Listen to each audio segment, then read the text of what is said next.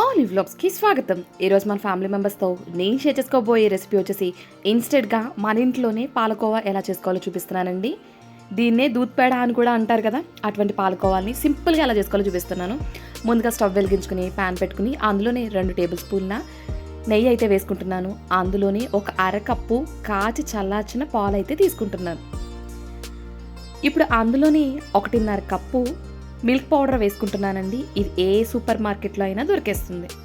1.5 cup milk powder వేసుకుని అందులోని 1/2 cup sugar powder అయితే వేసుకుంటున్నానండి. అదే పంచదార పొడి అండి. పంచదారని తీసుకుని మిక్సీ పట్టేసామంటే మనకి పంచదార పొడి రెడీ అయిపోతుంది. అది వేసుకుని మిక్స్ చేసుకుందాము. ఇలా మిక్స్ చేసుకునేటప్పుడు మంటని మీడియం ఫ్లేమ్ మీద పెట్టుకుని మిక్స్ చేయండి. మీలో ఎవరైనా కొత్తగా వ్యూ చేస్తుంటే లైక్ చేయండి, షేర్ చేయండి, సబ్స్క్రైబ్ చేసుకోండి, పక్కనే ఉన్న బెల్ ఐకాన్ నొక్కండి. మనకి స్వీట్ తినాలి అనుకున్నప్పుడు 5 నిమిషాల్లో మన పాలకోవా అయితే రెడీ అయిపోతుందండి. ఇన్స్టెంట్గాని చాలా ఈజీగా అయిపోతుంది. చూడండి, ఇలా మిక్స్ చేస్తూ ఉండండి. ఒక 5 మినిట్స్ మీడియం ఫ్లేమ్ మీద మిక్స్ చేస్తూ ఉండండి.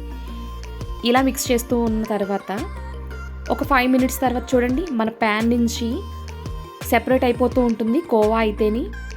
ఇలా సెపరేట్ అయిపోతుంది అంటే కనుక మనకి కావాల్సిన కన్సిస్టెన్సీ వచ్చేసిందని అర్థం. చూడండి, ఇప్పుడు మనం ఎలా తిప్పుతుంటే అటే వస్తుంది కదా కోవా అయితేని. ఈ కన్సిస్టెన్సీ రాగానే మనం స్టవ్ ఆఫ్ చేసేసుకుందాం అండి. స్టవ్ ఆఫ్ చేసేసుకుని పక్కకు దించేసుకుందాం.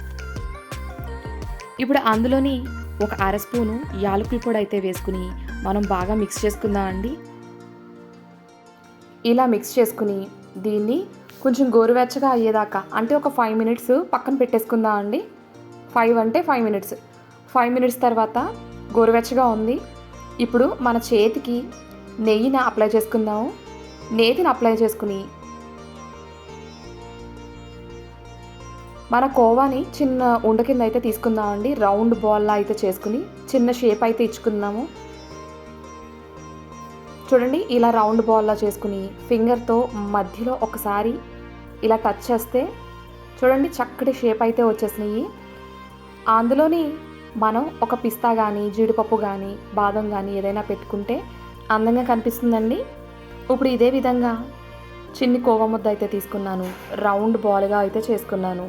దానికి చిన్న షేప్ గురించి వేలుతో ఇలా ప్రెస్ చేసుకుని చిన్న షేప్ అయితే ఇచ్చుకుని అందులో పిస్తా పెట్టుకుంటే మంచి లుక్ అయితే వస్తుందండి. చూడండి, మొత్తం నాకు ఒక 15 దాకా పాలకోవా అయితే అయినాయి. ఇంకెందుకు ఆలస్యం, సర్వ్ చేసుకోవడమేనండి. Thank you for watching my video.